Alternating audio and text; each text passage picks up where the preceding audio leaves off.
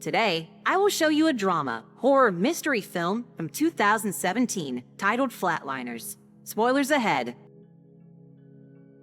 The movie begins with Courtney Holmes driving her car together with her sister Tessa. The girls are having a relaxing time together, but tragedy occurs when Courtney gets distracted by her phone and crashes the car into the road railing, causing it to fall into the river.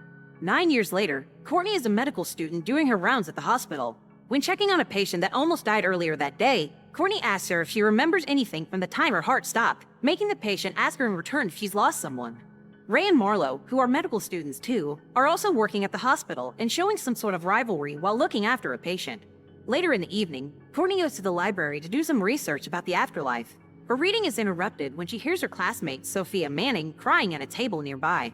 Courtney decides to go check on her and learns Sophia is under a lot of stress and pressure from her mom and how difficult medical school is. They leave the library together, and Courtney invites her to share a little side project she's working on, to which Sophia answers with a maybe. The next day, Courtney, Sophia, Marlo, and Ray, and their friend Jamie are all in class getting scolded by their teacher for not answering quickly and well enough. Afterward, Sophia works at a doctor's event with Jamie, who doesn't need it because he's trust-funded, but goes anyways to chase after a caterer.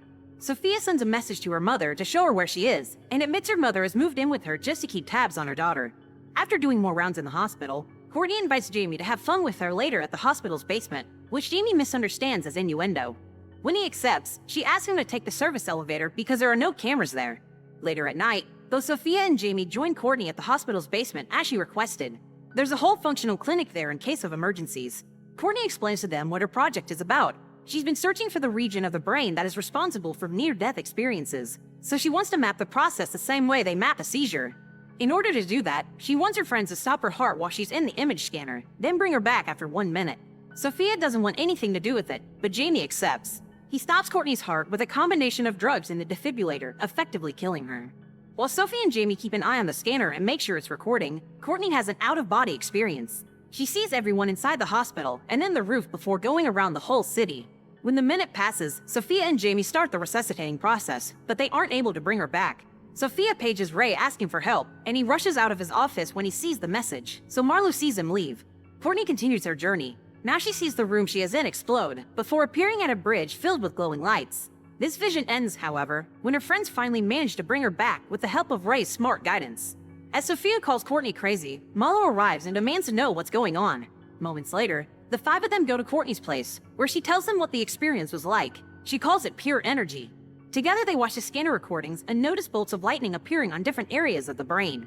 Ray decides to leave because he thinks this idea was crazy, and Courtney spends 10 minutes on the balcony just watching the city. When Marlo checks on her, Courtney says she wants to bake.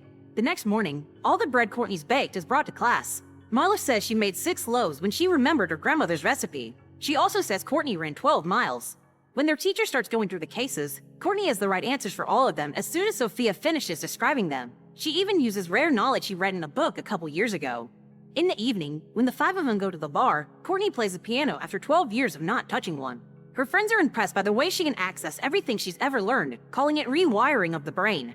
Ray still thinks these experiments are a bad idea, but Jamie is excited and decided to go next. Later at her apartment, Courtney thinks she hears a noise in the shower, so she moves the curtains to check. There's nothing there, so she leaves the bathroom after making sure the curtains are left open, but returns when she hears the noise again. She finds one of the curtains has fallen in the tub, which is now full of water, and she's startled by a face suddenly appearing in it. Screaming, she falls to the floor, only to discover that she imagined the whole thing when she stands up again and sees the curtain and bathtub are in the same condition she left them in. Their group, including a still skeptical Ray, goes ahead and helps Jamie flatline next. His vision puts him on a bike on the highway. The ride is exciting and enjoyable, especially when a blonde woman named Alicia appears behind him on the bike. But eventually they make it to a dark neighborhood, where Alicia disappears as she whispers his name, and Jamie is brought back to life by his friends. After confirming he's fine, the group goes to Courtney's place to drink and party, even accepting to break one of the apartment's walls when Courtney offers the idea. She and Jamie seem to be on the same wavelength. They share a kiss and have a snow fight in their underwear when it starts to hail. Ray still isn't interested in flatlining, but Marlo decides she'll be going next. While talking about their experiences, Courtney asks Jamie if he saw anything disturbing, to which he answers no. The next day at the hospital, Jamie makes a series of decisions that saves patients' lives. Marlo points out the difference between him and Courtney. While she focused on the past bringing back old information, Jamie is focused on the present, using his intuition. And Marlo can't see what those two things have in common. After everyone goes back to work, Jamie sees Alicia standing in the middle of the street. but she's gone after he's distracted by a nurse, who Jamie thought had asked about an abortion. Later that night, Sophia tries to leave her apartment, but her mother doesn't let her, making her stay and study with her. The group goes on without her, and this time, it's Marlo who flatlines. She even asks to stay out for 3 minutes instead of 1 like the others. Her visions take her through all of her life's achievements before showing her the word murderer and revisiting the memory of a patient called Cyrus, whom she could have saved. His body appears in front of her at the bottom of a creepy pool, but before she can come any closer to it, she's brought back to life. The group takes Marlo to the roof so she can grab some air, and they're surprised to see Sophia suddenly showing up, demanding to go next. Ray disapproves, but he's told to shut up by the others because he's already as deep in this as they are. Courtney and Marlo accept to help Sophia, but she can't stay too long because a cleaning crew will be arriving soon. Sophia flatlines and her visions show her teenage days. Her mother was constantly pressuring her to be a good student, causing Sophia to get jealous of her classmate Irina when she was doing better than her at school. She ruined Irina's life by hacking her phone and sending out her intimate photographs. Sophia's experience is suddenly cut short, however, when the cleaning crew arrives at the building and her friends are forced to bring her back. Jamie goes out and pulls the fire alarm to distract the employees while the group escapes in a car, almost getting caught by the security guards. Their worries quickly disappear as Marlo drives out of there at a very high speed, and they decide to join a party where they have fun dancing and drinking. Courtney leaves the dance floor when she thinks she sees Tessa in a crowd and follows the girl to the parking lot, where she starts having an hallucination. The entire place suddenly becomes empty except for her old destroyed car in front of her. When she comes closer to look inside, she finds Tessa's body floating in the water. Her hand suddenly comes up and startles Courtney, bringing her back to reality. Upset, she decides to leave the party. Meanwhile, Sophia is euphoric thanks to her flatlining experience, so she takes Jamie back to her apartment and makes love to him. After Jamie leaves the apartment, Sophia's mom tries to scold her for bringing a man over to her place, but Sophia finally stands up to her and tells her she's moving out. Marlo and Ray also leave the party together. When they make it to Marlo's house, she convinces him to come inside by saying she has something important to tell him. They share a drink while Marlo confesses Cyrus's death was her fault because she made a mistake while choosing his treatment. She also admits being scared because she saw him during her flatlining. Ray tells her she's a good person and that everything is going to be fine. Then he kisses her and they make love. A couple of hours later, Courtney goes to the bridge where she lost her sister and remembers the accident, desperately crying with guilt. Jamie returns to his boathouse and has a vision as well. First he thinks he's seeing Alicia crying on his bed, then he hears a baby crying under his furniture. He finds a baby blanket as Alicia approaches him from behind, but she disappears when his phone rings. It's Courtney, who is calling to tell him about her visions. Jamie tells her to stay home so he can go check on her. Courtney enters her apartment and hears music coming from the radio. After turning it off, she records a video on her phone, apologizing and admitting the real reason behind her experiments was to see her sister again, not scientific discovery.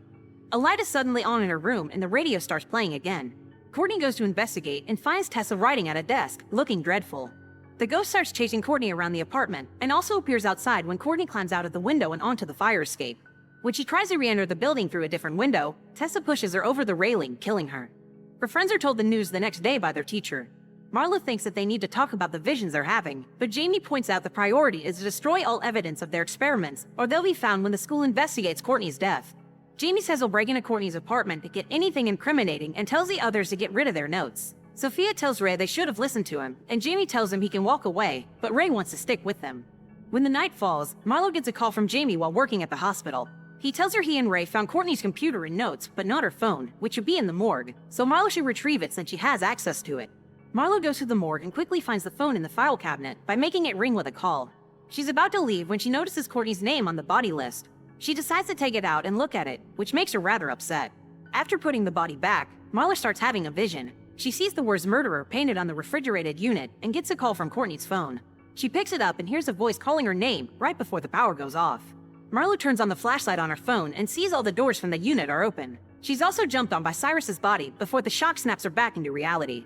Jamie is having issues as well. His shower suddenly runs out of water, and his radio starts playing baby music. He only manages to stop it after disconnecting it with a knife. Then he hears a voice whispering his name and a woman crying before Alicia appears in front of him. Jamie rushes out of the boat when a hand touches him. However, Alicia is waiting for him outside, and when he sees her, he falls into the water.